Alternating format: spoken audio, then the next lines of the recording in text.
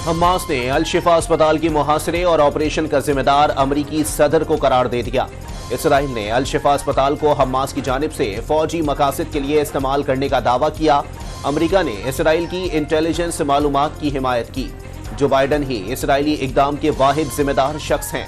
Hamas اور اسپتال انتظامیہ کی عمارت میں کسی بھی کمانڈ سینٹر کے دعووں کی سختی سے تردید۔ معاشی میدان سے پاکستان کے لیے اچھی خبر۔ آئی ایم ایف نے پاکستان کے ساتھ اسی ہفتے جائزہ مذاکرات کامیاب ہونے کی امید کا اظہار کر دیا۔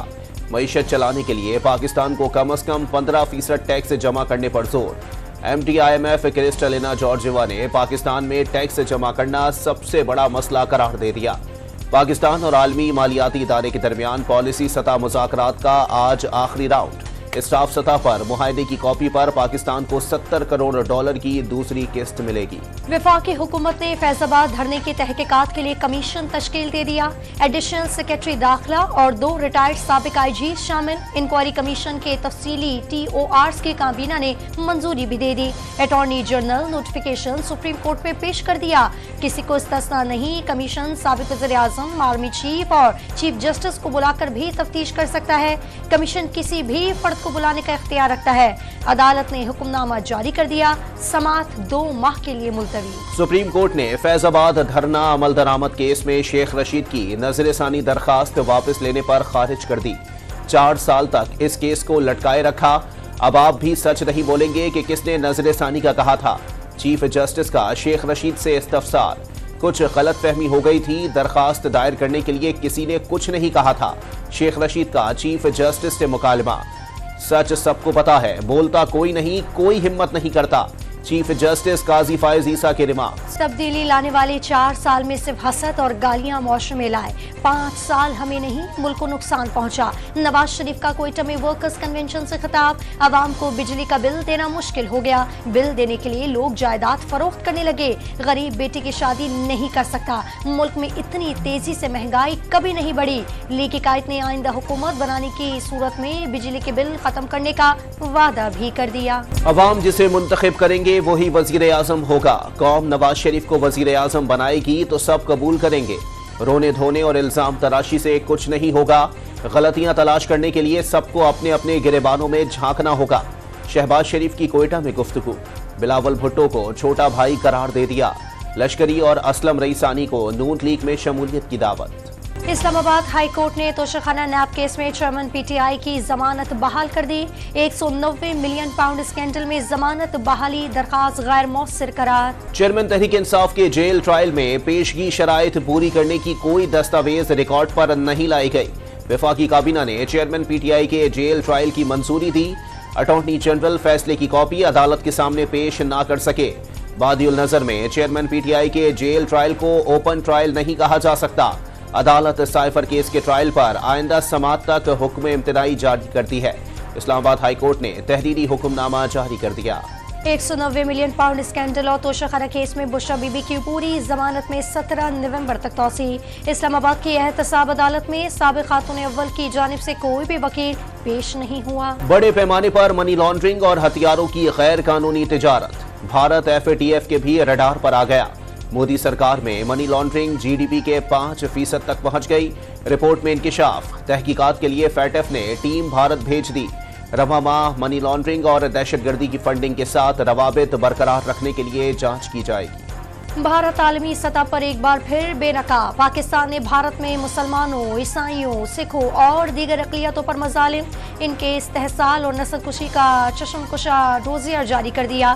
امتیازی قوانین اور میڈیا مہم نے انسانی حقوق کی پامالی میں کلیدی کردار ادا کیا۔ ہندتوا نظریات انتہا پسند اقلیتوں کی عبادت گاہوں کو تباہ کر رہے ہیں۔ تاریخی مساجد حملوں کی زد میں ہے۔ منی پور میں سینکڑوں گرجا گھروں کو جلایا گیا۔ مقبوضہ کشمیر میں 24,496 مذہبی مقامات سرکاری تحویل میں لیا گیا۔ ڈوزیئر میں چونکا دینے والے انکشافات۔ عالمی برادری سے ہندوستان میں انسانی حقوق کی خلاف ورزیاں بند کرانے کا مطالبہ۔ بھارت خطے میں عدم استحکام اور تصادم کو ہوا دے رہا ہے۔ مقبوضہ کشمیر کے لوگوں کے بنیادی حقوق کا استحصال کیا جا رہا ہے۔ بین الاقوامی امن کے لیے پاکستان کردار ادا کرتا رہے گا۔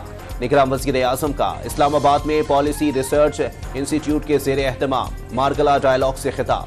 افغانستان میں استحکام کو خطے کے لیے اہم قرار دے دیا۔ गाजा में बेगुनाह फलस्तीनियों के कत्लेआम का कोई जवाज नहीं। मगरबी मीडिया इसराइली मजालिम का दिफा कर रहा है। अनवारुल हक काकड़ का अक़वाम आलम पर गाजा में इसराइली मजालिम रुकवाने पर जोर।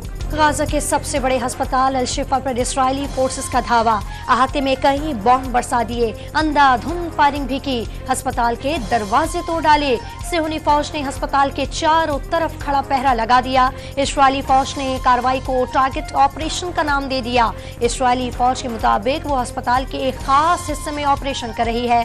फौजी ऑपरेशन से अस्पताल में मरीजों और तिब्बी अमला समेत 2300 से ज्यादा अफराद की जिंदगियां दांव पर लग गई। 1500 शहरी भी शामिल जो अस्पताल में पनाह लिए हुए थे। इसराइली मुहासरे और ऑपरेशन की वजह से 170 फलस्तीनियों की अल शिफा अस्पताल के सहन में इज्तिमाई कब्र में तफ्तीन। अमेरिका का अल शिफा अस्पताल में हमास का कमांड एंड कंट्रोल सेंटर कायम करने का दावा। हमास ने अस्पताल में असलहा जखीरा कर रखा है। फोर्सेस के खिलाफ कार्रवाई के लिए तैयार कर रहे थे। अमेरिकी कौमी सलामती के मुशीर जॉन कैरबी का इल्जाम। हिलरी क्लिंटन ने भी अस्पताल में इसराइल ऑपरेशन की हिमायत कर दी। गाजा में इसराइली जारहत की हिमायत करने पर शहरियों का व्हाइट हाउस के सामने एहतजाज। सैन फ्रांसिस्को में फलस्तीनियों के हक में मुजाहिरा। एम्स्टरडैम में तकरीब के दौरान बच्ची फलस्तीनियों की हिमायत में चीख उठी। तेहरान में फलस्तीन स्क्वायर पर अलामती लाशें रखकर गाजा में शहीद बच्चों से यकजहती का इजहार। वर्ल्ड कप के पहले सेमीफाइनल में भारत और न्यूजीलैंड आमने सामने। भारत का टॉस जीतकर धुआंधार आगाज। कप्तान रोहित शर्मा और शुभमन गिल का इब्तदाई 8 ओवर्स में 71 रन का जारहाना आगाज। रोहित सिर्फ 29 गेंदों पर 47 रन बनाकर आउट। 4 छक्के और 4 चौके भी लगाए। शुभमन गिल और विराट कोहली की शानदार बैटिंग। वर्ल्ड कप में कौमी टीम की बदतरीन कारकर्दगी। कौमी टीम के डायरेक्टर मिकी आर्थर और हेड कोच ब्रैडबर्न की लाहौर में चेयरमैन पीसीबी मैनेजमेंट कमेटी से मुलाकात। बाबर आजम कुछ देर बाद मिलेंगे। टीम मैनेजर और बैटिंग कोच ग्रांट ब्रैडबर्न भी आज सरबराह पीसीबी से मुलाकात करेंगे।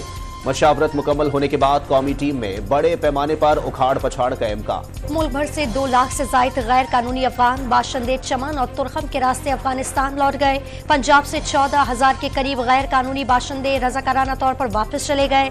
कराची के इलाके कोरंगी और बल्दिया टाउन में गैर कानूनी तारिकीन वतन के खिलाफ ऑपरेशन। रेंजर्स और पुलिस एहलकारों की बड़ी तादाद ने शिरकत की। मकानों और होटलों को चेक किया गया। सुप्रीम कोर्ट ने दफातर में अफसरों के साथ साहब का लफ्ज इस्तेमाल करने पर पाबंदी लगा दी। साहब का लफ्ज सरकारी अफसरान और मुलाजमीन को एहतसाब से बालतर बनाता है। अदालत के रिमार्क्स। अदालत ने 10 साला बच्चे के कत्ल के मुलजिम की जमानत मंजूर कर ली। चीफ जस्टिस की एडिशनल एडवोकेट जनरल केपी और पुलिस अफसरों की सख्त सरजनिश। नाकिस तफ्तीश की मिसाल देने के लिए बेहतरीन केस करार दे दिया। MTKH के बाद पब्लिक सर्विस कमीशन टेस्ट भी मशकूक। PPSC खैबर पख्तूनख्वा में भी जदीद तरीके से नकल का इंकिशाफ। ग्रेड 17 के लिए टेस्ट में उम्मीदवार नकल करते पकड़े गए। इलेक्ट्रॉनिक डिवाइसेस और नकल का मवाद बरामद। पाकिस्तान में इजाफी बिजली मौजूद होने के बावजूद लोड शेडिंग की जा रही है। बिजली की पैदावार, तरसील और तकसीम की मनसूबाबंदी नहीं की गई। वजीर तवानाई मोहम्मद अली का तकरीब से खिताब। सोने की कीमत में मुसलसल इजाफा। 2000 रुपए मजीद महंगा हो गया। फी तोला कीमत 2,40,800 रुपए हो गए। लाजवाल धुनों के खालिक मौसीकार फिरोज निजामी को बिछड़े 48 बरस बीत गए। उनकी तरतीब दी गई धुनों का सहार आज भी बरकरार।